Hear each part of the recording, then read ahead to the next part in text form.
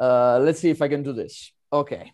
So, my name is Mattia Baldi, and today I want to talk about my life story. And now I arrived to publish my latest book. It's called Casting, a Book About Women.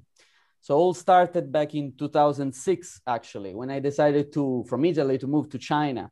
And after my master's degree in photography, moving to Beijing before the Olympics sounded like an excellent way to start my career. Once I was there, I did everything, as the slide is showing right now, even movie actor, which was one of the most normal thing to do for foreigners at that time. And it was a very, very Okay. crazy experience most of the time, as you can imagine. In 2013, I got a contract for be an automotive photographer and for Ford. And I moved to Bangkok, place that never been before that time. And for me, it was a wonderful place. As soon as I realized where I was after a few weeks, for me, it was really, really amazing. But I started to shoot campaigns for brands, not only cars, and advertising in general. And that started to, grow inside myself a kind of passion and hate at the same time, because there were some things in the advertising world that I didn't like, that I felt they were gross and fake and overdone, and the general feeling of something that was going on. So I always felt attracted to, don't know if you ever went to a model agency, there are all of these beautiful little photographs. Okay, I passed to the other slide already by 20 seconds. Okay, so something was going on clearly, and I couldn't keep up really with the pace, the same as now.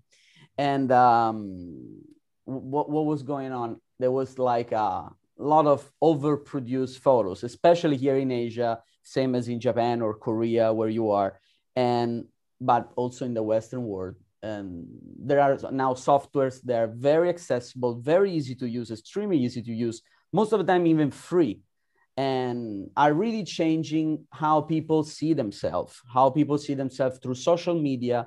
And so how the people see themselves 24/7, basically. So we have some examples here in the slides. They're really, it's normal right now. It's the standard to modify completely your face to look like something that is not you, is not anyone else actually, but it's an idea, is a standard that someone somehow want you to be. And I always found that pretty interesting to look at as a phenomenon in general. So I gather all of my ideas.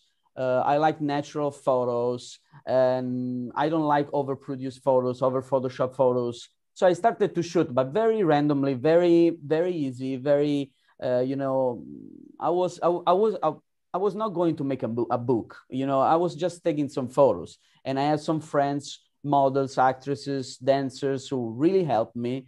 And we start in my rooftop, actually, to take these photos in black and white without any flash, any reflective panel, any Photoshop, any editing, and mostly any makeup even, that really wanted to show how the people look like for me. And that was almost 2 years ago. So almost like, let's say, almost before the pandemic, I decided to gather all the photos together and see how many there were. And there were more than 13,000 shots. So I was like, wow, maybe we should publish this. It's an actual interesting concept. There are lots of good shots that show like people how they really are. Like, doesn't really matter how they feel or at the moment of the shooting, how they wanted to be, but are really them. And the feedback from these people was wonderful. So I found a publishing house in Italy called Sei per Sei. And thank you also to all the models that participate to this project, the modeling agency who helped me to find the right people that really wanted to do this, which of course was completely different from their day job, where they look amazing with the, completely Photoshop skin and blah, blah, blah. And I found Zoom Model that here in the slide, there is Alexandra, the director of Zoom Models, who really understood what I wanted to do. And there was something different, something that maybe people need to see. So I wasn't really going to, publish it just for the sake of publishing something for me, but for make something that maybe someone can see it and realize some concepts that are going on right now. So we have a crowdfunding campaign that went really, really successful. We reached the 120% in less than 20 days. The help was from all over the place, like from America, Europe, Italy, where I'm from, China, where I lived for almost 10 years, and many, many, many other places. People really, really love what we were doing. And that it's something that was like very driven for me, and say, okay, now maybe it's something that we really have to do it and distribute it all around the world, because it's not only about Asia, and the models and people that work here, which maybe felt it a little bit more than other places, but apparently it was a global phenomenon, was something that people really felt all over the place. And that's something to say like, wow, so probably we have to do something about it. We had, together with Shane, beautiful discussions about not only the book, but like concepts that are related to beauty in modern times. We have a beautiful event about Fellini, for example, in his concept of these women. They are always in the Fellini movies. And since it's about love, my deepest love and gratification was actually see the book in the bookstores and distributed, and people appreciate it.